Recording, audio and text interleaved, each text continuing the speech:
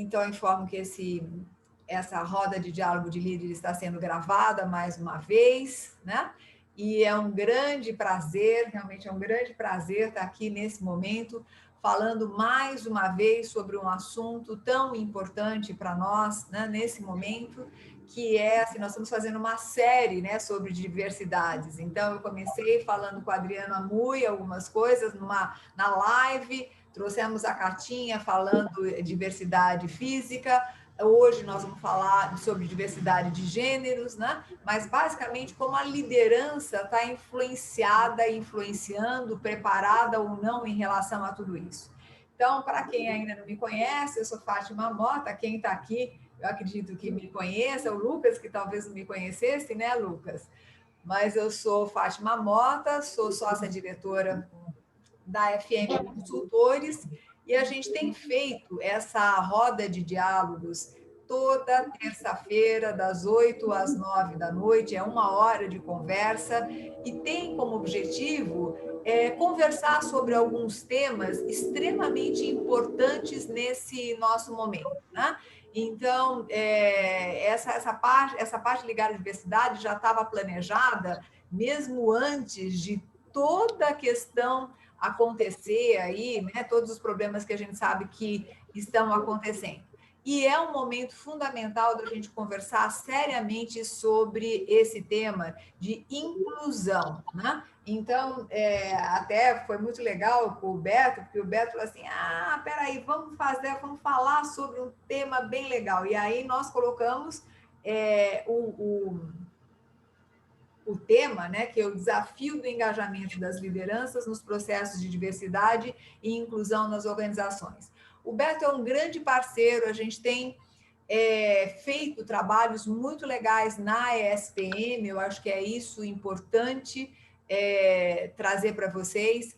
O Beto tem ajudado na aula de diversidade, dado aula, né? Comigo na parte de diversidade de Deu uma gênero. cansada, Bê. E Depois que a comida bateu, acho que vamos deixar hoje como dia do descanso, meu amor. Está puxado um pouco, né? Eu vou pedir para o Joaquim desligar. Isso. Quem estiver ouvindo, pessoal, só vou pedir para vocês deixarem no mudo, para que a gente possa ter uma conversa legal. Enfim, então eu estava comentando com vocês que esse espaço nasceu exatamente da necessidade da gente conversar sobre alguns assuntos importantes. E agora temos aqui o Beto, né, que é um grande parceiro, estava falando também para vocês, e eu vou passar a palavra para ele, que é uma pessoa muito especial, né, Beto? Que vai ajudar a gente a conversar sobre isso. Seja bem-vindo, Beto. Bom, primeiro de tudo, boa noite para todo mundo, e queria te agradecer, né, Fátima, por mais uma vez estar aí falando sobre diversidade. Eu acho que o meu trabalho parte de uma coisa que me faz muito sentido, que me realiza muito, e poder falar e discutir, pôr essa pauta para grupos de liderança é super importante. A gente vai até falar hoje realmente sobre a importância das lideranças na diversidade, mas ter essa oportunidade para mim é sempre muito rico. Então, pode continuar me convidando, que eu vou continuar comparecendo. E vou continuar mesmo convidando. Bom, eu sou o Beto, eu sou head da Diverse. A Diverse é uma startup que atua na área de diversidade e inclusão, em várias frentes, na verdade. A gente começou esse projeto em setembro do ano passado. A gente atua na área de pesquisa, porque a gente precisa gerar conhecimento e gerar dados, né, que faltam dados quando a gente fala sobre diversidade. A gente atua na área de educação, de conhecimento, compartilhando o conhecimento que a gente gera, e atuando na educação, tanto dentro das empresas, para a gente trabalhar a cultura organizacional e trabalhar estratégias de diversidade e inclusão, quanto educação em relação à sociedade civil, quando a gente leva esse conteúdo que a gente desenvolve para fora, para conscientizar as pessoas e aproximar as pessoas do assunto da diversidade. A gente também atua dentro da área de entretenimento, que é o mercado que eu venho, na verdade. Eu venho de agência, eu trabalhei com eventos muitos anos, tive agência de eventos, tanto de evento corporativo quanto de evento de entretenimento. Então, a gente atua nesse setor também, entendendo que o entretenimento, principalmente no universo LGBTQIA+, o entretenimento ele é um aglutinador dos grupos de afinidade, na verdade, né? Então, assim, ele ajudou as pessoas a terem pertencimento e se juntarem nos grupos que a gente enxerga hoje. Nos últimos 20 anos, isso foi muito presente dentro do entretenimento. Então, a gente atua nesse segmento como uma forma de conseguir se conectar com esses diferentes grupos. A gente atua também fomentando e incentivando o trabalho de artistas dos grupos de diversidade, que têm vozes aí super importantes, trazendo conteúdo em forma de arte, que às vezes não tem alcance. Então, a nossa ideia é que a gente consiga plugar esses artistas nas iniciativas que a gente faz para que eles tenham mais alcance. E a gente atua também com consultoria para as marcas e para as empresas, que, na verdade, é o pilar que amarra todos os outros. Que, na verdade, se a gente não conseguir que essas empresas fomentem esse processo todo, a coisa não faz sentido. E, do outro lado, essas empresas precisam, na verdade, aprender sobre diversidade, tanto da porta para dentro quanto da porta para fora.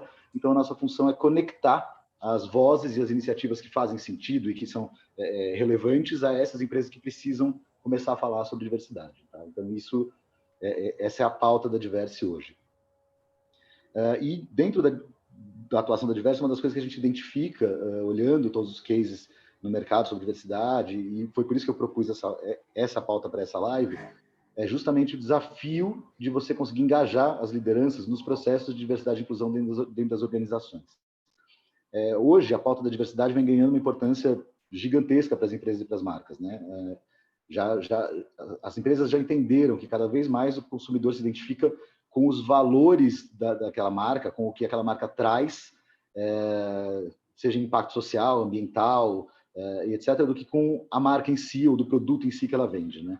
Então, se as empresas entenderam que se elas não conseguirem se adequar, na verdade, e passarem a entender e atuar dentro do campo da diversidade e da inclusão, ou seja, gerar um impacto social mais positivo, se elas não conseguirem, elas provavelmente não vão existir daqui a 10 anos, porque o consumidor hoje cobra isso, né?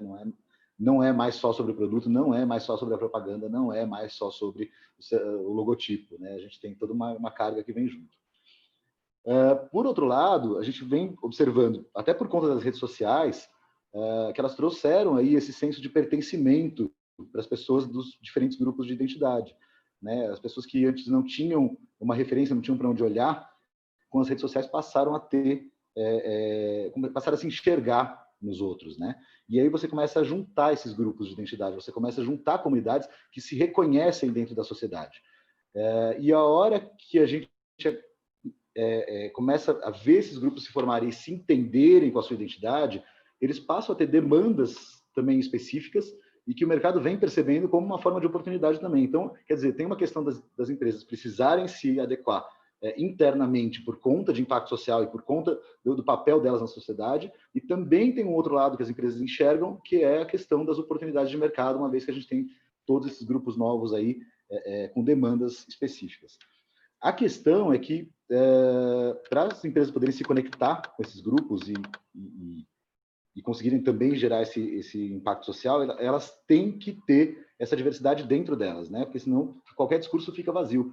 É muito difícil elas conseguirem se conectar com grupos diferentes se elas, dentro delas, não têm esse olhar. Quer dizer, se elas não conseguem olhar as coisas por outro prisma. A gente atua hoje no mercado que ele é majoritariamente branco, cis, hétero e masculino ainda, né? E, assim, na maior parte dos segmentos aí da indústria, a gente está falando de um mercado majoritariamente masculino. Então, inclusive, as mulheres são um dos grupos, um desafio de grupos tratados dentro das casas de diversidade, porque elas precisam ainda ganhar muito espaço dentro das lideranças, né? Então, se você não consegue ter isso dentro da sua empresa, dificilmente a mensagem que você vai passar naquela ponta, quando você tenta se relacionar com os grupos de identidade, dificilmente ela vai ter verdade e ela não funciona. Então, qualquer assunto que você vá tratar sobre diversidade é um trabalho que tem que acontecer de dentro para fora. Se ele não acontecer dentro da empresa, ele não tiver verdade dentro da empresa, não for uma verdade na cultura organizacional, o impacto dele para fora é zero ou negativo, na verdade. Dificilmente ele vai ser positivo. A gente tem hoje, por conta desse cenário, várias empresas que estão desenvolvendo já várias iniciativas dentro da diversidade e inclusão, algumas realmente muito eficientes, e a gente nota esse impacto, né? Porque esse impacto aparece para o lado de fora, mesmo que elas não façam disso um ativo de marca e que elas não divulguem o que elas fazem, isso se nota da porta para fora. Se nota em resultado de mercado, se nota em performance na bolsa, você consegue perceber, na verdade, as empresas que têm ações eficientes. Mas a grande maioria tem ações que não são eficientes. Elas tentam, mas elas não são eficientes. A maioria começa montando o seu comitê de diversidade, o que é necessário, na verdade, né? Você faz uma leitura de quais são os affinity groups principais e monta o comitê de diversidade, e outras colocam isso na mão do RH, para coordenar as políticas de diversidade. Mas mesmo esses grupos existindo, e mesmo o RH fazendo um trabalho super sério, e mesmo eles fazendo o dia da conscientização negra, o dia do mês LGBT, em geral não funcionam as iniciativas. E por que elas não funcionam? Principalmente por falta de engajamento das lideranças. Né? Quando a gente fala de mudança de cultura, a gente sempre fala de um custo muito alto. Né? Toda mudança de cultura tem um custo muito alto. E ela leva muito tempo. Né? Diferente de mudança de hábito, mudança de comportamento, mudança de cultura, ela envolve todo um conjunto de valores, né, das pessoas. Então, ela tem um custo alto e demora. Quando ela esbarra em valores religiosos, valores sociais, em questões de preconceito estrutural, demora mais ainda. Né? Porque você está mexendo com coisas que são muito pessoais da pessoa e ainda dentro do ambiente de trabalho. Quer dizer, então, é super complicado para você conseguir fazer essa mudança cultural. Né? Todo o trabalho sobre os vieses inconscientes de todo mundo é muito difícil. E, assim, para você mudar uma equipe inteira de não sei quantos colaboradores, 1.000 colaboradores, 2.000 colaboradores, é um trabalho muito grande. Né? Mas tem um outro lado que a gente tem que lembrar que nas empresas a base está sempre olhando para as lideranças, né? Seja por uma questão hierárquica, de chefia e tal, ou seja por uma questão de querer se espelhar porque eles têm um plano de carreira, porque eles querem chegar a algum lugar. Então, a liderança é sempre uma referência para todos os colaboradores dentro da empresa. Então, qualquer comportamento e opinião que as lideranças tenham, ele é comumente reproduzido por esses colaboradores. A tendência é que isso seja reproduzido. Gente, espera só um instante, desculpa. Só um instantinho. De trabalhar.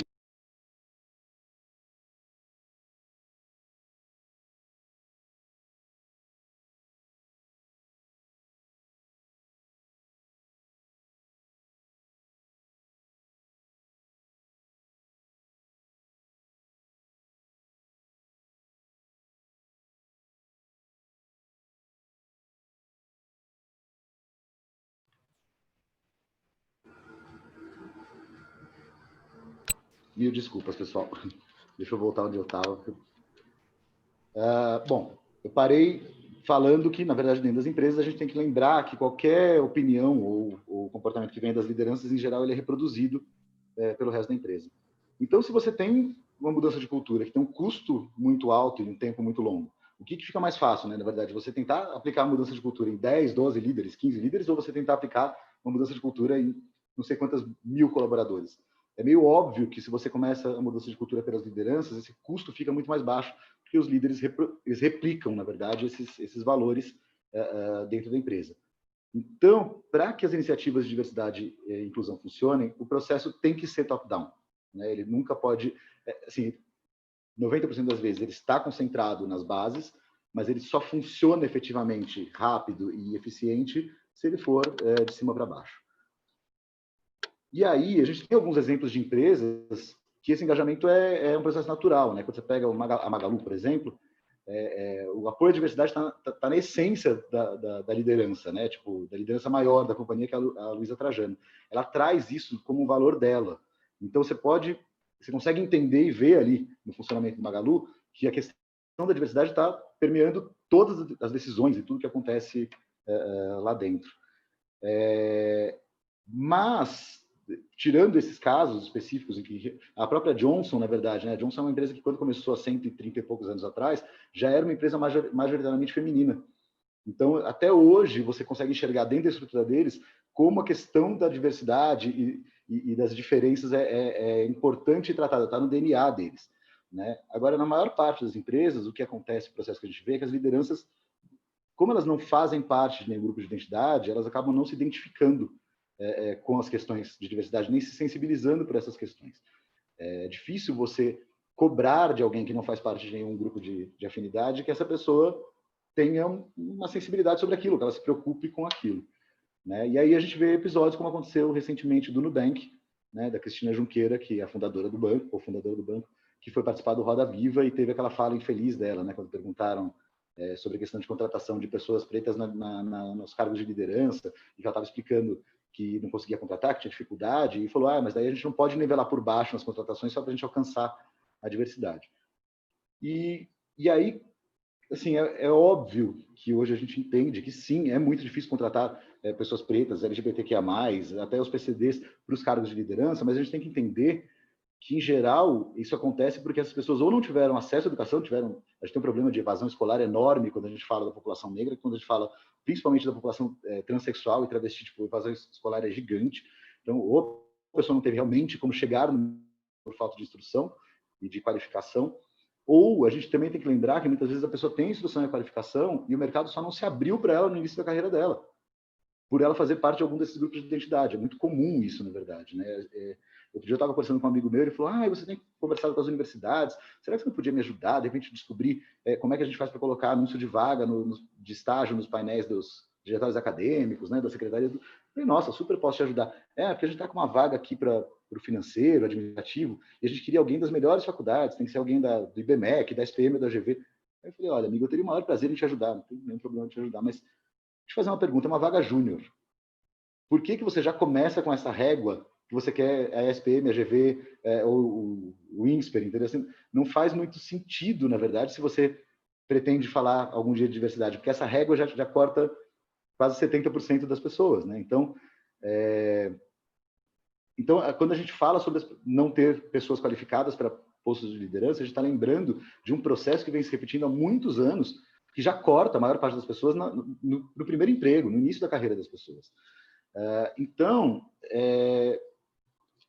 Na verdade, a questão aqui é que as iniciativas, na verdade, não é sobre nivelar por baixo, é sobre gastar dinheiro para investir na equipe, né? Assim, é fácil você falar, eu não consigo contratar. Tudo bem, mas qual a iniciativa que essa empresa tem para que em alguns anos, em poucos anos, a gente possa ter, sim, mais lideranças diversas para serem contratadas, né? Então, óbvio, você tem que investir na sua equipe interna, mas você pode começar investindo nos programas de trainee, por exemplo, que é uma posição júnior. Você pode pegar a gente, ampliar o espectro de candidatos que você traz para dentro e realmente investir para formar lideranças que, às vezes, nem vão trabalhar dentro da sua empresa, mas que vão ser lideranças para o mercado. Então, assim, se todas as empresas entenderem esse processo, em poucos anos, cara, é coisa de 5 anos, 8 anos, a gente tem aí diversos líderes para atuar nas empresas, para contratar. Esse problema da contratação diminui. Assim, não é falar que não pode nivelar por baixo, é mudar o pensamento. E aí, nesse processo, inclusive, do Nubank, aconteceu um agravante maior, que teve um tweet de uma menina que foi uma speaker num seminário que eles tinham feito sobre empregabilidade negra no próprio Nubank, e ela estava contando que, na ocasião, a própria Cristina Junqueira foi no evento, abriu o evento e foi embora e não ficou para as palestras. Então, assim, isso agrava, na verdade, a fala dela, porque mostra claramente a falta de engajamento da liderança e o pouco entendimento que eles têm, a sensibilização que eles têm sobre as questões de diversidade. Quer dizer, ela abriu o evento para dizer, estamos aqui, a gente faz parte disso. E foi embora sem ouvir o que eles tinham para dizer. Então, assim, isso explica muito sobre esse problema da falta de engajamento e explica muito o olhar dela por ela não fazer parte de nenhum grupo de afinidade. Né? Assim, tanto a fala dela mostra o olhar dela e o que a menina tweetou mostra essa falta de engajamento, essa coisa para inglês ver, né? Então, assim, eu abro o seu evento, você fala aqui com todos o grupo de identidade dos negros aqui do Nubank, mas eu não preciso participar. Não sou negro, por que eu vou ficar aqui? Né? Tipo, vai embora. Então, assim, e aí a gente vê que esse episódio termina com o Nubank agora fazendo uma carta de desculpas, com o compromisso de investir 20 milhões em iniciativas de captação e empregabilidade negra, num programa de contenção de dano que, sem dúvida nenhuma, custou mais caro, direta e indiretamente para eles, porque custou em dinheiro e custou em imagem, e custou em todo um trabalho de construção de marca para eles, e que talvez tivesse custado menos e tivesse sido mais inteligente engajar essas lideranças da empresa nas questões de diversidade e colocar esses valores efetivamente dentro da cultura organizacional. E não precisar fazer uma carta de desculpa na sequência. Talvez se esse dinheiro tivesse sido gasto em programas de engajamento dessas lideranças, isso não teria acontecido. Né? E aí, assim, você fala, bom, tá, e se essas lideranças não fazem parte dos grupos, elas não se sensibilizam, né? Como que a gente resolve o problema? Né? Eu acho que, primeiro de tudo, o que a gente já falou aqui de treinamento, capacitação, inclusão desde o processo inicial de entrevista do mercado de trabalho, no início da carreira desses profissionais, né, para que eles possam chegar às posições de liderança. Isso tem que ser um compromisso dessas empresas, não é só um discurso. E aí tem que pensar em outras formas que você possa engajar e sensibilizar essas lideranças, mesmo elas não pertencendo a nenhum grupo. Né? Aí você fala, bom, mas e aí como? Né? A gente tem um exemplo muito legal, que é do Comitê de Diversidade do Citibank. No Citi, eles, quando montaram o Comitê de Diversidade, então eles montaram os Affinity Groups. Cada Affinity Group tem um head que faz parte daquele Affinity Group, daquele grupo, e tem lugar de fala sobre aquela dor, sobre aquele problema que está sendo discutido ali, mas eles fizeram com que cada grupo tivesse um sponsor dentro das lideranças do banco. Então, é como se fossem dois faróis, né? Então, você tem um farol que está iluminando aqui a questão própria das pessoas que participam desse grupo, e um segundo farol que ilumina, na verdade, essas outras lideranças do grupo que não tiveram nenhum contato com questões de diversidade. E a hora que você faz isso, de certa forma, você consegue fazer com que os líderes olhem para os seus pares e vejam seus pares preocupados com o assunto, e talvez eles passem a conversar sobre isso, seja na mesa do café, seja numa reunião, seja na hora de discutir um projeto, e eles são avaliados por isso, inclusive.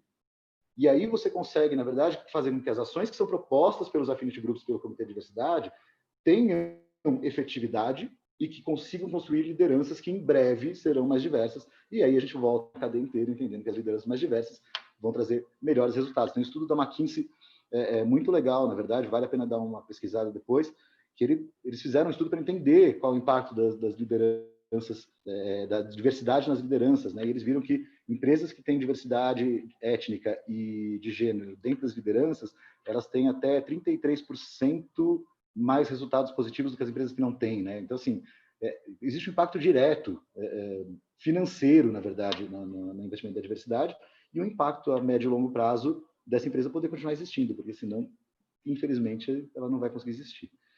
Né? Eu estava falando com a Fátima mais cedo, até da própria Kátia, que participou da live aqui outro dia, que ela conta a história dela. A Kátia é PCD, ela tem aquele problema de ossos de vidro, né? Então, ela anda de cadeira de rodas, enfim.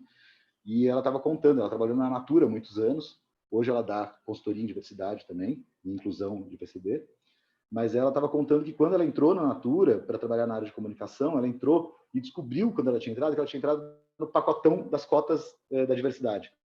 E ela ficou falando, mas não era isso que eu queria, eu não vim aqui por causa do pacotão. E ela respondia para o RH, do tipo assim, meio que dane-se o que você faz, você está no pacote. Isso há muitos anos atrás. Hoje a gente entende que não funciona mais assim. Mas na época ela falou, putz, mas não é isso que eu quero estar aqui, né, porque eu sou capaz. E aí ela foi falar com o líder da área dela, e ela explicou que ela estava pedindo demissão porque ela não queria trabalhar sem ser, por ser capaz. E aí esse líder foi falar no RH e tirou ela da responsabilidade do RH e trouxe para a equipe dele, mudou o contrato dela e falou, a partir de agora você trabalha na minha equipe. Bom, resumindo, ela ficou lá, acho que, quantos anos, Fátima? 12, né? Acho que 12 anos, né? Uma coisa assim. E terminou como head de comunicação, da comunicação interna da Natura. Então, é sobre isso que a gente fala quando a gente fala sobre líderes que estão engajados. O engajamento, ele faz diferença na parte da imagem, ele faz diferença na parte dos valores e faz diferença no dia a dia das pessoas que participam dos Affinity Groups. Acho que a Fátima pode até contar um pouquinho mais da Kátia, né? Eu tenho, mas assim, além da Kátia, né, Beto, eu acho que o que você está trazendo é muito importante e assim, é muito profundo, né? Porque, veja, o líder, ele precisa entender a importância disso, a importância de olhar para as pessoas, a importância da diversidade de uma maneira geral, mas o ponto é que ainda ele não consegue pensar em nada que não esteja conectado a lucro, né? Ok, se for para pensar assim, é bom saber, eu acho que você trouxe dados importantes que mostram o quanto que a lucratividade aumenta, porque é um mercado imenso de diversidade, né? E que ainda os líderes não se dão conta da importância desse mercado. Eu acho que esse é um ponto fundamental para que a gente possa entender. Esse é um ponto, né? O primeiro ponto. Mas tem um outro ponto que é muito mais sério que esse, e que exatamente por conta da falta de identidade, as pessoas se perdem. que é o que você acabou de falar, né, da própria gestora do Nubank. E aí, pessoal, é muito sério isso, e eu vejo isso acontecer 24 horas por dia. O mais bonito é que as pessoas estão batalhando muito, né? Então, eu vejo, por exemplo, a Kátia, uma pessoa incansável, exatamente para trazer a importância da diversidade, e ela tem uma história linda, porque ela prova, né, que a competência não está nos ossos de vidro, né? A competência é algo que é absolutamente diferente do que a diversidade que a gente vê por aí, né? Então, é importante observar isso, e eu acho que, Beto, você está trazendo de maneira muito adequada, e na outra live que a gente fez com o Adriano Amui, ele falou uma coisa que você também disse, que é assim, né? Se não começa top-down, é muito complicado.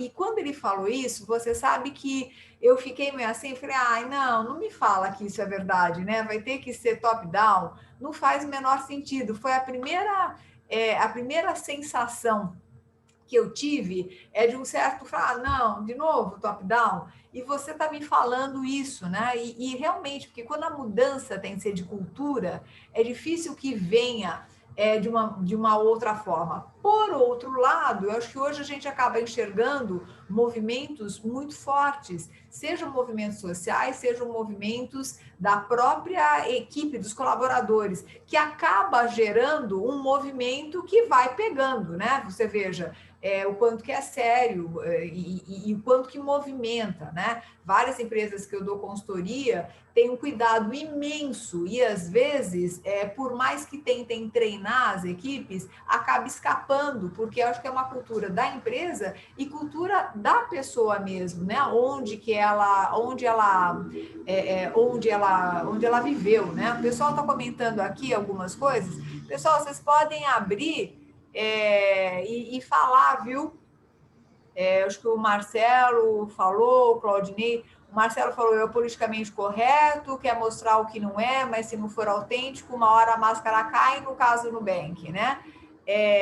E o Claudinei fala que pode ser pushing up.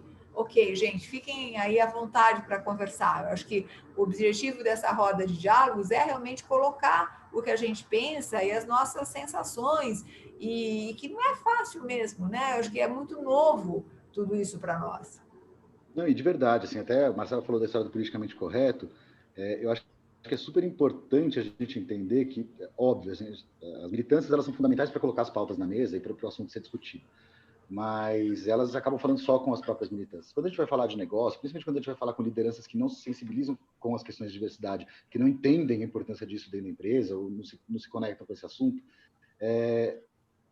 a gente tem que ter uma perspectiva de negócio, né? Tem que saber olhar sobre a perspectiva de negócio, para você sensibilizar o que você falou, sensibilizar essa pessoa no dinheiro.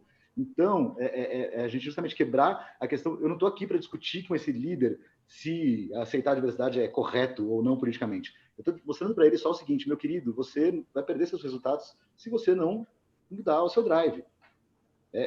Super simples, entendeu? Assim, sua empresa não vai existir se você não mudar o seu drive. Então, e aí, talvez entendendo este problema e começando esse processo pela liderança, é isso, a gente consegue talvez ter verdade e ser autêntico nesses processos, entendeu? A história do programa de trainee para negros do Magalu, lembra que deu todo aquele bafafá e deu uma discussão se estava certo, se estava errado, independente do que as pessoas acham se está certo ou se está errado, uma coisa que a gente pode notar dali e que faz muito sentido é justamente sobre a autenticidade de como as coisas acontecem lá dentro. Assim, é tão autêntico esse processo, ele vem tão claro da própria Luísa Trajano, que na hora que começou a discussão, ela estava prontinha para se posicionar e explicar e falar, e é isso e acabou. Porque, assim, é de verdade dentro daquela empresa. Pode não ser um valor para outra, alguém pode achar certo, achar errado, mas para aquela empresa é um valor muito claro. Então, quando esses valores são muito claros, eles estão muito bem estabelecidos, e principalmente quando as lideranças estão envolvidas, você provavelmente vai ter muito menos gestão de crise para fazer, e com certeza vai ter um retorno muito maior das ações que você faz, porque elas trazem essa verdade dentro delas. Né? Assim, você pode vir de baixo para cima, você pode vir das bases, você pode vir dos colaboradores, você pode. Não é que os colaboradores não têm nenhum poder para mudar nada na empresa, não é isso. Mas é o que eu te falei, a cultura é um processo que é caro e demorado para você conseguir mudar. Então, quando você vem dos colaboradores, ele vai funcionar, ele vai ter uma efetividade em algum momento. mas ele demora muito mais do que se você conseguir realizar esse processo top-down. Top-down ele vai custar menos e vai ser mais rápido, entendeu? Exato, tá vendo? Assim, a questão da autenticidade te protege, na verdade, de você cair em roubadas como do Nubank, entendeu? Então, assim, é fundamental que seja de verdade, né? A gente já vê muito exemplo aí de gente que se apropria de causas achando que, então vamos pegar o segmento de mercado, porque vamos falar... Outro dia eu estava vendo o lançamento do Pride Bank, eu falei, bom, tá bom, o que é o Pride Bank? Aí eu fui olhar o que era o Pride Bank. Então, para a população LGBT, você pode ter um banco, aí você pode escolher entre o cartão com 3 estampas, a bandeira do arco-íris numa águia, a bandeira do arco-íris... Eu fiquei olhando e falei, cara, eu sou gay, para mim, desculpa, esse Pride Bank não me diz nada. Você quer falar com a população LGBT que é mais sendo banco? Então vamos montar um banco em que a trans, coitada, não tem que ficar gritando para trocar o nome dela do cartão. Entendeu? Vamos pensar num banco que na hora que vai oferecer um seguro para você, uma aplicação para você, oferece para você e para o seu marido, mesmo que você seja casado, porque casado é um trabalhão. Então, não adianta você querer se apropriar da palavra dela, só porque isso é relevante, se realmente não parte de uma verdade dentro da organização, e se isso não parte de uma real preocupação de como atender as necessidades desses grupos e faça sentido de verdade, tanto da porta para dentro quanto da porta para fora, né? Outra coisa que eu estava vendo aqui do Claudinei, né, dos afrodescendentes e tudo, as pessoas discutem muito a questão das cotas nas empresas, né? Outro dia eu estava numa palestra até de um super legal, de um cara que trabalha com engenharia de equipes, assim, né? Um cara super bambambam, eu não lembro o nome dele agora, acho que já tem 6 meses. Mas, enfim, ele estava discutindo sobre a importância das equipes serem multidisciplinares e diversas por conta de ter esse olhar por diversos prismas sobre o mesmo problema e conseguirem trazer mais soluções e soluções diferentes. E aí, no meio dessa conversa, uma pessoa levantou a mão na plateia e falou assim, mas é que, veja bem, né, a gente tem agora que cumprir as cotas, e aí eu acho que é um absurdo eu ficar contratando as pessoas só por causa da cota, se eu não sei se elas têm qualificação, né? Aí ele virou para o cara e falou assim, olha, vamos lá. Quando eu falei de qualificação mais cedo, que ele tinha falado mais cedo, quando eu falo de qualificação, eu estou explicando que qualificação não é só a faculdade que a pessoa fez. Qualificação é todo o pacote que vem junto com ela. É o background dela, é as experiências que vem junto com ela, é o conhecimento dela daquele assunto, mas é o conhecimento dela de mundo, é o jeito que ela enxerga o mundo. Isso é qualificação. Então, para começar, não dá para você dizer que só porque a pessoa está na cota ela não tem qualificação. Ela já vem com qualificações, com qualidades, inclusive, muito diferentes dos players mais clichês da sua equipe. Assim, ela vem com outros olhares. Então, sim, as pessoas têm qualificação. E, de verdade, se você não conseguir entender isso, só cumprir a cota já é um excelente começo. Cumpre a cota que, pelo menos, o primeiro passo já vai estar dando para que, em pouco tempo, você tenha equipes multidisciplinares e mais diversas e que, inclusive, essas pessoas possam vir a alcançar as posições de liderança. Então, é muito fácil a gente sair criticando, né? Tipo, mas a cota, mas, putz, então, como é que eu vou contratar a liderança se o cara não tem qualificação? Como é que eu... Vamos lá, a gente volta no mesmo assunto. Treinamento, capacitação, entendimento do que é qualificação, entendimento da necessidade de se ver as coisas por outros prismas, entender que isso gera retorno financeiro direto para a empresa, entender que isso gera impacto social positivo e que isso se reflete em ativo de marca também.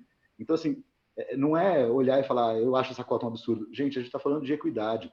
Falar só de meritocracia no país que nem o Brasil é muito complicado. Eu acredito em meritocracia na Suécia, no Japão, né, que daí as pessoas partem do mesmo lugar. Aqui não é sobre isso, é sobre equidade. Equidade é você igualar a oportunidade. Se o lugar onde começa é diferente, iguala para todo mundo chegar no mesmo lugar. Então, tem que ser um processo autêntico, real, tem que ser um compromisso e tem que, sim, passar a olhar os compromissos que sejam de cota, de treinamento, de qualificação, sobre um outro olhar, sobre um olhar de que isso é extremamente positivo para aquela organização. Pode não ser a curtíssimo prazo, mas a médio prazo é super positivo e vai trazer retornos incríveis financeiros e humanos e etc. Então... Beto, uma coisa que se fala bastante é a diferença de igualdade e equidade, né?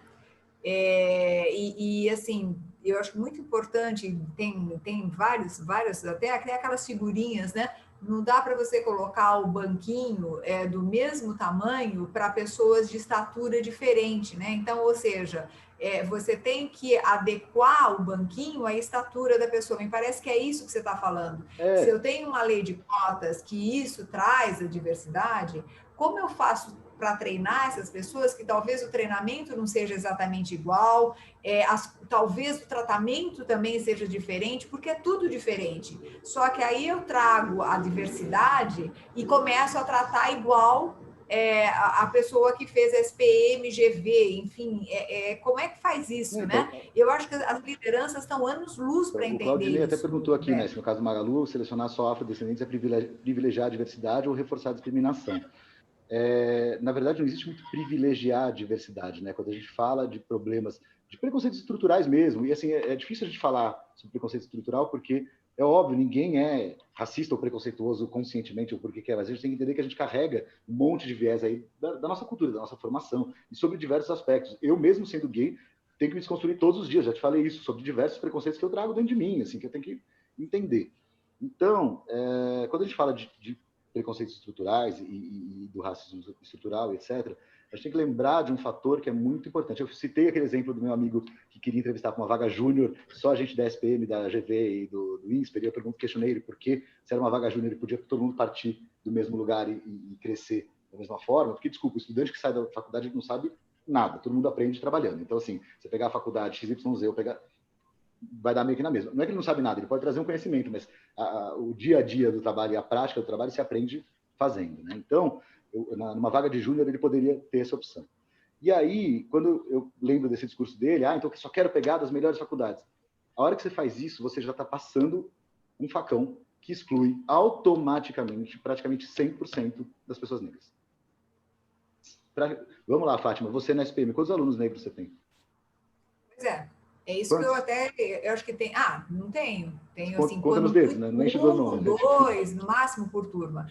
Mas eu acho que o ponto todo que você está trazendo é importante, Beto, a gente parar a pensar, né? Hoje, nas empresas, inclusive, tem vários processos seletivos onde você não coloca nem o nome da pessoa, nem o cargo, nem onde ela se formou, basicamente às cegas. Porque quando você trabalha e busca competência, é totalmente diferente o processo seletivo. Então, eu posso me formar na melhor faculdade e posso não ter a competência necessária para aquele cargo, para aquela empresa. E, às vezes, eu posso me formar, ou até nem ser formado, e ter valores que são muito mais alinhados àquilo que a empresa precisa.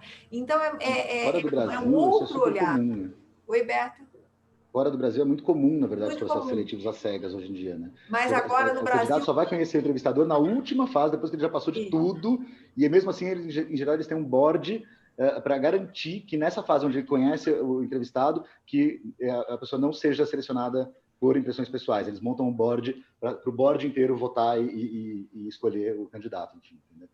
Agora, muitas empresas já nacionais fazem isso, normalmente são empresas que são influenciadas pelos processos seletivos feitos fora do Brasil, mas já é feito, né? E o mais importante disso é entender que o resultado é muito melhor. E todos nós sabemos, né, que, pelo menos eu, enquanto empresária, né, eu sei que às vezes eu contrato pessoas com um currículo muito bonito e que na realidade o resultado não vem. E já contratei várias pessoas onde eu apostei nos valores delas e deu muito mais resultado que qualquer outra coisa. Eu acho que aqui a gente tem gente que pode afirmar isso, né? A gente tem a Lu Bianca, que é da Renner, né, Lu? Tudo bom? Obrigada, Lu. Você entrou e saiu. Eu falei, onde é que você foi? E aí ela falou... Depois descarregou. Boa noite. Tudo bom? Beleza. E aí, não, impressionante. Em 5 minutos que eu ouvi você falando, eu tinha um conceito, né? Um exemplo agora há pouco tempo foi que a Magazine Luiza ela abriu processo seletivo de trainees, mas com foco, né, em trazer, em inserir, né, pessoas negras, e aí, no primeiro momento, eu fiquei me questionando, mas a gente está contratando a cor ou a competência? E aí você me trouxe uma coisa agora, você abriu minha mente de uma maneira, porque assim, essas pessoas elas têm a competência, mas elas, em alguns momentos, elas não estão ainda num grau que no mesmo grau que eu, ou que alguém que entre, né, e que já tenha estudado em vários lugares e que tenha uma informação diferente. Então, essas pessoas precisam de espaço, sim, porque elas têm um nível de inteligências que dá para poder... muito obrigada pelos 5 minutos, porque já abriu minha cabeça, de verdade, viu? Não, mas você sabe que chegaram a questionar isso, falaram, mas se fosse, então, um processo seletivo só para os brancos, como é que seria? E a resposta da Luísa Trajano foi a seguinte, mas no mundo inteiro sempre foi, só vocês que não perceberam. Porque no final das contas é isso, na primeira peneira você já tirou todo mundo, entendeu? Então, assim, como que você... Como é que a gente branco pode estar reclamando de um negócio que sempre foi exatamente o contrário? Os processos seletivos, no final das contas, sempre foram só para os brancos, entendeu? Então, assim, qual é o problema de fazer um para os negros? Faça, e tá tudo certo. E, assim, se isso for uma verdade dentro da empresa, óbvio. Se a pessoa está se preocupando com esse assunto só porque quer marketing, beleza, não vale. Mas no caso do Magalu, conhecendo os processos deles e da Luísa Trajano e tudo mais, a gente entende que isso é uma verdade e que aí a gente está falando efetivamente sobre aquela questão da reparação, que não é reparação pela política da reparação, pelo discurso da reparação, mas é a reparação pelo entendimento de que durante todos os últimos anos essa galera foi cortada do processo seletivo na primeira entrevista. Porque ela já não tinha feito SPM nem GV, entendeu? Então, assim... E eu estou falando de uma percepção minha, tá? Porque quando isso surgiu, eu fiquei meio em dúvida. Porque a empresa que eu estou, ela tem acesso, ela trabalha com diversidade, ela contrata competência, né? Mas esse viés da Luísa, eu acho que hoje eu consigo enxergar de uma forma muito mais positiva, porque a gente começa a olhar muita competência, e às vezes a gente não contrata uma pessoa que tem tanto potencial, né? Por não ter ainda experiência, não ter desenvoltura, não ter tido oportunidades como outras pessoas vêm tendo, né? Até falando do meu ambiente de trabalho, eu estou na empresa há 21 anos, eu trabalho na Renner e estou na empresa há 21 anos. Né? E o time que tinha de 10, 15 anos atrás era um time que eu posso dizer mais desenvolvido, mais desenrolado. E o time de hoje é um time que é muito inteligente, sim, para algumas coisas, mas que a gente precisa desenvolver em outras. Né? Então, a base hoje, cada vez mais, a gente precisa injetar entusiasmo, ânimo, né? Porque primeiro que eles são uma geração que querem para o agora, né? Uhum. Eles são meio que para já. E outra, eles têm muita informação e ao mesmo tempo eles não têm muita profundidade, né? Diferente de uma geração lá atrás. Então é engraçado como que a gente tem que desenvolver mais competência neles. Então, isso é muito comum, assim, por isso que eu estava até falando da questão da vaga júnior, né, ou dos processos de trainee. Os alunos, eles saem da faculdade com o conhecimento que eles adquirem na faculdade, mas eles muitas vezes não estão preparados para o mercado, e essa geração, mais ainda, a gente tem que ficar toda hora injetando, porque para eles é tudo para agora.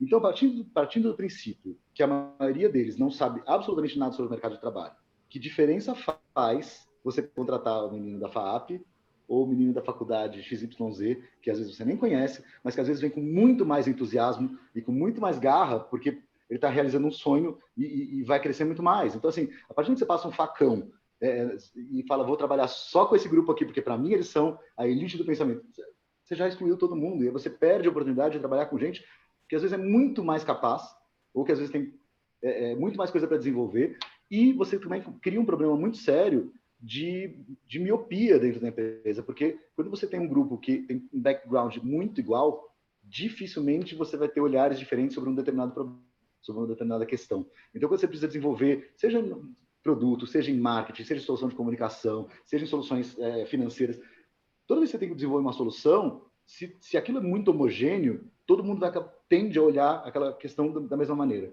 Se você tem um grupo mais heterogêneo, invariavelmente vão surgir 3, 4 caminhos para você resolver o mesmo problema. Então, você acaba conseguindo soluções mais criativas e melhores por causa de olhares que são diferentes, entendeu? E aí é legal porque essa equipe também começa a se construir um no outro, né? Porque você vai alimentando os outros com os olhares diferentes, né? Então, isso é super rico, na verdade.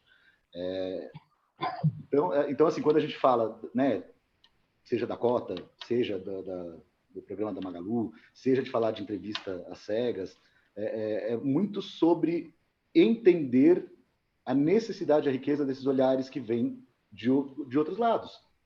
Né? Assim, eu falo por mim, assim, apesar de eu ser gay, eu posso falar pelo gay, mas assim, cara, eu tenho noção que eu sou homem, branco, heteronormativo, nasci em São Paulo, fiz universidade. Assim, eu estou no mesmo lugar aqui que todos nós aqui dessa sala que estamos conversando. Então, e aí que vem o processo de desconstrução e de entender a riqueza e a importância da inclusão. Eu tenho certeza que hoje, quando eu trabalho em equipe, eu tenho soluções e conversas muito melhores por serem equipes diversas do que se eu trabalhasse só com os meus pares, né? A nossa ótica fica muito reduzida quando a gente só trabalha com quem é igual a gente. O Claudinei está com a mãozinha levantada. Claudinei, acho que vai dar para fazer só mais uma pergunta, porque a gente já está quase chegando aí às 9 horas, às 21 horas, e eu tenho que dar aula, e eu tenho certeza que todo mundo está com um bocado de coisa também depois desse horário. Então, vai lá, Cláudio, você queria fazer a pergunta? Lê só as últimas observações que eu mandei via texto, por favor. Se a questão do Magalu é consciência ou marketing barato, sendo o Magalu consciência, por conta do histórico deles. É óbvio que é muito difícil a gente estar de fora perceber, na verdade, qual é a intenção que vem, mas assim, eu que estou atuando nessa área, olhando o que fazem... Eu fui da Plano House e consultor de varejo. Não é nada disso. O Magalu é puro marketing. E eu conheço a Luísa há muitos anos. Bom, mas pelo menos as ações que eles têm feito são muito consistentes internamente também, entendeu? Então, mesmo que a finalidade dela na ponta final seja marketing, as ações são extremamente consistentes lá dentro. É sinal que isso virou verdade dentro da empresa. Isso, na verdade, funcionou como cultura organizacional. Né? O problema é você querer fazer o marketing e você não construir essa verdade lá dentro, e isso não acontecer de verdade lá dentro. Então, não adianta... teve um banco, que eu não vou citar o nome, mas que é um dos bancos mais difíceis para tratar sobre diversidade internamente, que é um problema sério, que chegou na parada gay com um pi gigante de arco-íris com a marca do banco. E aí você fala, cara, isso não faz o menor sentido, porque a gente vê o que está acontecendo lá dentro. Então, independente de se a intenção da Luísa na ponta final, o marketing, a gente tem que entender que isso foi sendo construído lá dentro de uma forma muito sólida, muito robusta, até porque a gente conversa e ouve isso das pessoas que trabalham lá dentro. Então, uma vez que isso está construído, isso passa pela verdade da companhia, né, antes de qualquer outra coisa. Então, você pode até achar que pode ser marketing barato dela, mas talvez seja uma questão de consciência dentro da cultura deles. Então. Desculpa, não te ouvi. Está muito ruim o seu som, a gente não está conseguindo entender nada do que você está falando, está muito difícil. Eu acho que é melhor você escrever, porque a gente não está conseguindo te ouvir. A conexão está muito ruim. Aliás, nem te vê.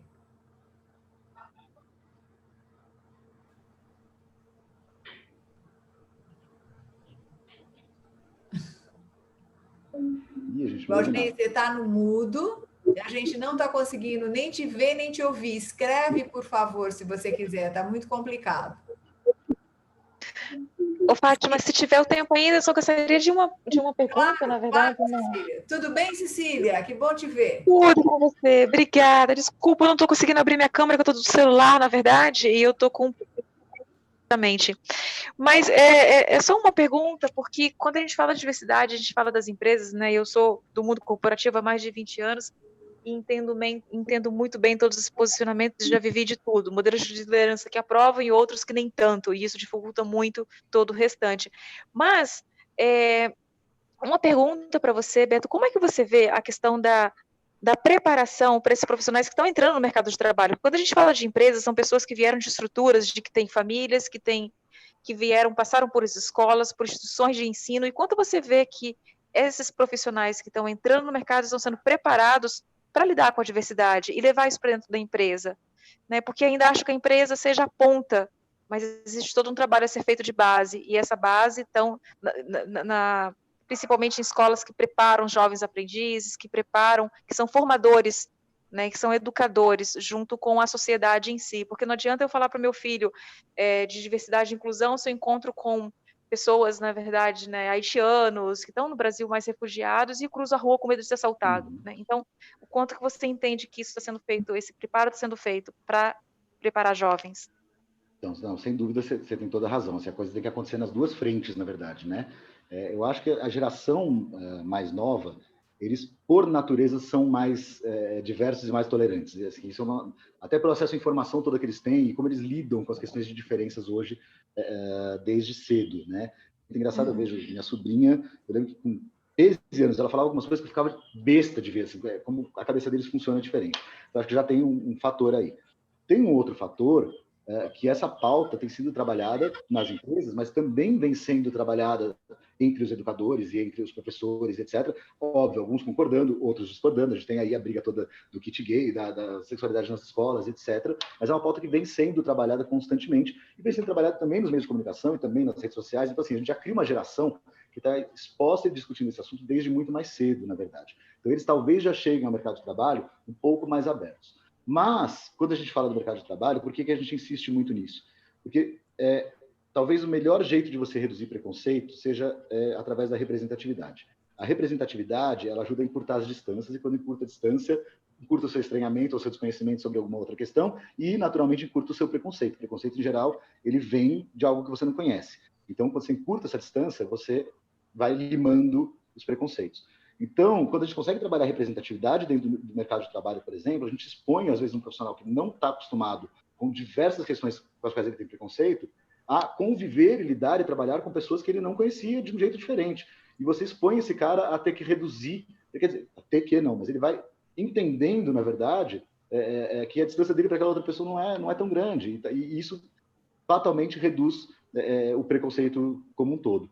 Então, assim, a gente tem, óbvio, uma geração aí que já está vindo muito mais preparada para isso, mas como a gente fala do mercado de trabalho hoje de uma geração que não foi preparada para isso, é importante a gente bater na tecla dessa representatividade, porque ela ajuda a reduzir preconceito, e aí, provavelmente, quando você reduz o preconceito no trabalho, este pai que estava no escritório e reduziu o preconceito dele, já vai ensinar o filho dele de um jeito muito mais legal, entendeu? Sobre o aprendizado que ele teve. Então, a gente tem que lembrar que a pessoa que está no mercado de trabalho também está educando seus filhos, né? Então, quando você melhora a cabeça dessa pessoa no mercado de trabalho, você fatalmente ajuda a melhorar a geração que vem depois. E uma coisa que eu posso colocar para o SPM, a gente tem a aula de diversidade, né, Beto, que você até faz parte e é muito interessante, e o que a gente já vê é que vai mudando completamente, ou seja, o que a gente conversa com a geração que está vindo é completamente diferente do que se conversa com a geração que está distante, né? Então, assim, para eles lidar com diversidade é muito mais fácil, mas é muito mais fácil. Tá no sangue, né? Eles estão o tempo todo lidando. Então, eles não têm 1/10 dos problemas que nós temos enquanto outra geração, né? Os vieses deles e conceitos estão em outros lugares aí que a gente precisa entender sobre imediatismo, sobre plano de vida, etc. Mas sobre entender a diferença, realmente essa geração está vindo muito mais aberta para entender e para respeitar. Assim, isso é muito claro, assim, a gente vê muito claro. E aí é isso, é importante também que esses pais consigam encurtar os... Porque assim, muito do nosso viés inconsciente, do nosso preconceito, vem da nossa criação dentro de casa.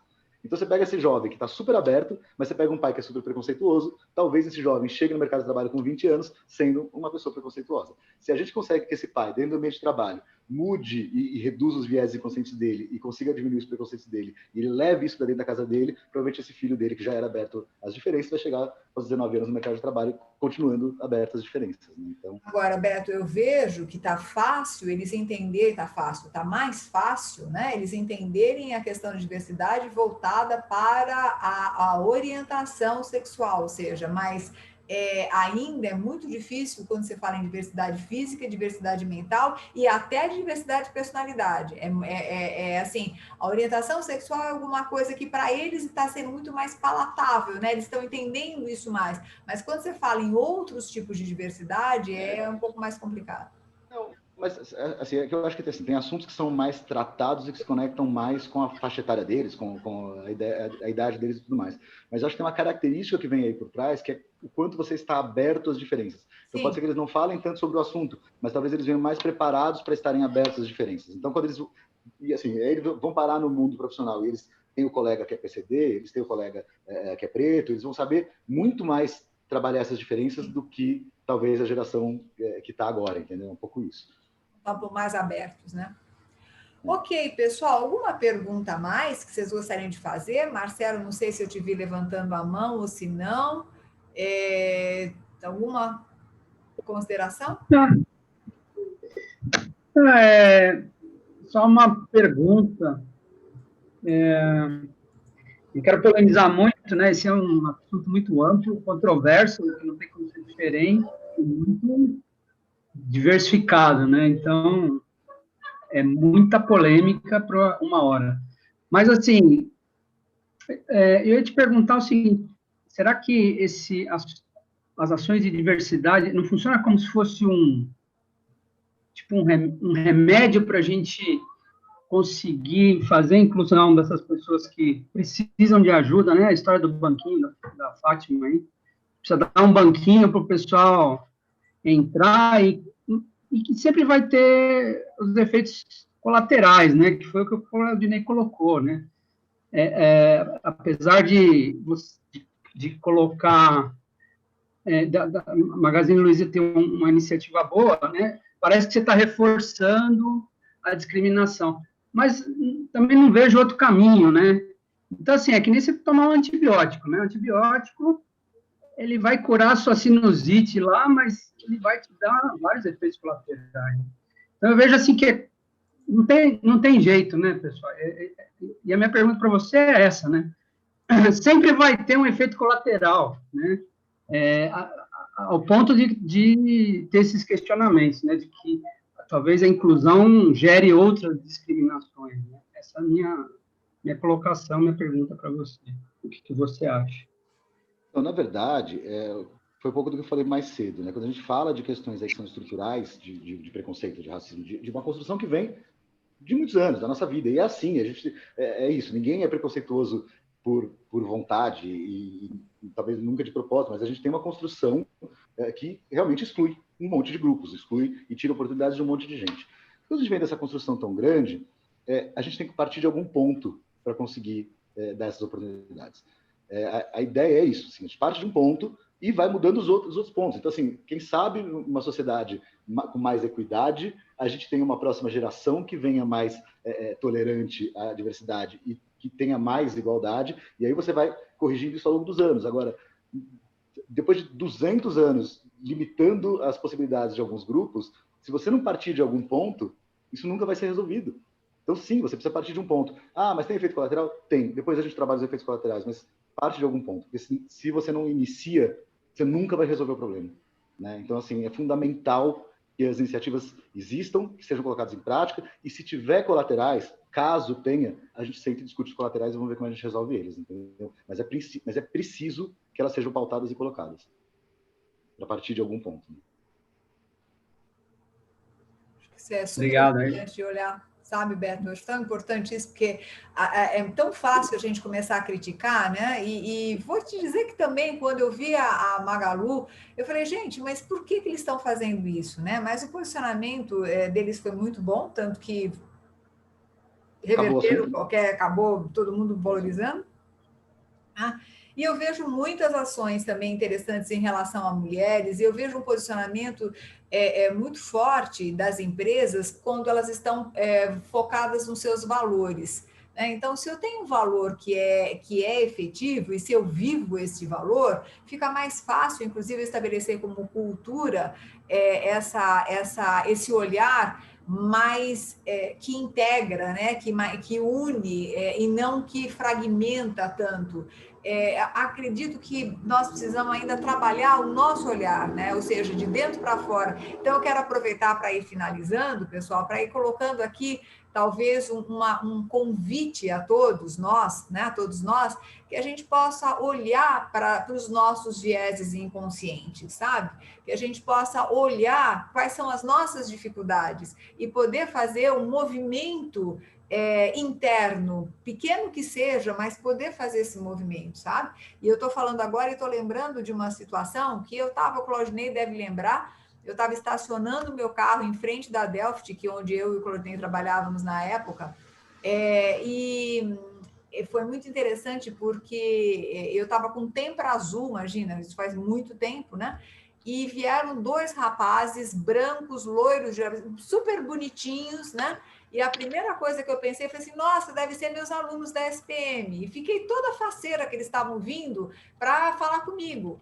quando eu vejo, eram 2 ladrões que estavam chacoalhando a porta do meu carro e com uma arma para me assaltar. Então, olha que interessante, né? Se viessem 2 negros, talvez eu estivesse muito mais assim, nossa, o que esses caras estão querendo de mim? Agora, como eram 2 rapazes bonitinhos, que pareciam estudantes da SPM, eu fiquei, nossa, olha que legal. Então, veja, neste momento ficou muito claro para mim essa questão, o quanto que a gente já coloca. Então, se eu tiver um colaborador que é transexual, se é negro, enfim, se faz parte de qualquer minoria, como é que eu enxergo essa pessoa? E a gente precisa, eu estava falando na outra live que nós fizemos, que a primeira coisa que a gente tem que fazer é olhar de frente para essas coisas, e não fazer de conta que a gente não tem, né? E na medida que a gente olha de frente, parar para pensar assim, como é que eu lido com isso?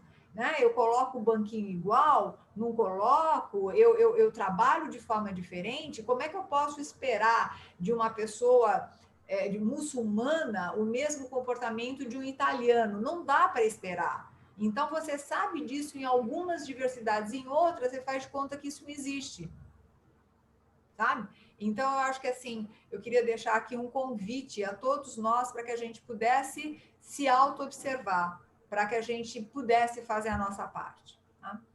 E quero agora agradecer. Beto, fala. Pegando seu gancho só rapidinho, Fátima, é assim, eu brinco com meu sócio que eu falo que a Diversa é uma empresa que existe para que ela não precise existir daqui a 15 anos, né?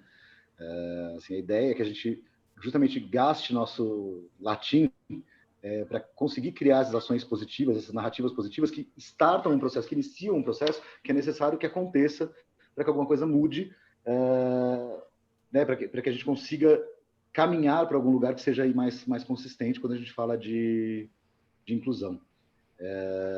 E aí, assim, lembrando, os vieses inconscientes se chamam vieses inconscientes porque eles são inconscientes. Então, a gente não tem que se sentir culpado quando a gente se pega numa situação em que a gente descobre que a gente tem preconceitos. A gente tem que justamente ter a serenidade de olhar para isso e entender que a função é se desconstruir. Desconstrói. Assim, eu venho fazendo isso há muito tempo e vou ter que fazer isso até o último dia da minha vida. Então, eu acho que é sobre isso que a gente está falando aqui no final das contas, né? É sobre se desconstruir e exercitando esse olhar e lembrar que você não precisa se culpar se você se pegar numa situação em que você está sendo preconceituoso. Você tem que simplesmente reconhecer e trabalhar a sua desconstrução para que você possa também ser um ator dessa mudança e dessa evolução que a gente está buscando aqui.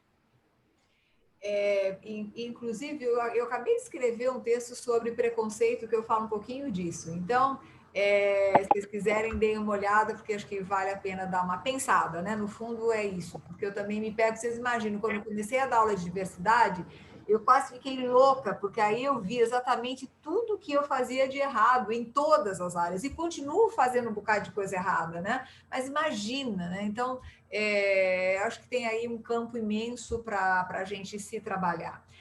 Quero agradecer imensamente a cada um de vocês, Claudinei, professor Balian, Lubianca, Lucas, Marcelo, Cecília, Márcio Jesus. Esse material fica à disposição de todos, né, para que vocês possam, inclusive, compartilhar com os seus amigos. Eu vou colocar isso no YouTube, enfim, a gente divulga nas mídias sociais, exatamente para que a gente possa compartilhar essas ideias, né? O mais importante, quem está aqui, é porque fica ao vivo e a cores, né? E quem depois assiste, pode também parar para pensar e se auto-questionar, se auto-avaliar. E um obrigado muito especial, Beto, porque você, assim, a paixão da minha vida, né? Eu acho que você tem coisas fantásticas que ensina para a gente de um jeito muito gostoso e que a Diverse seja uma empresa que trabalhe muito, né?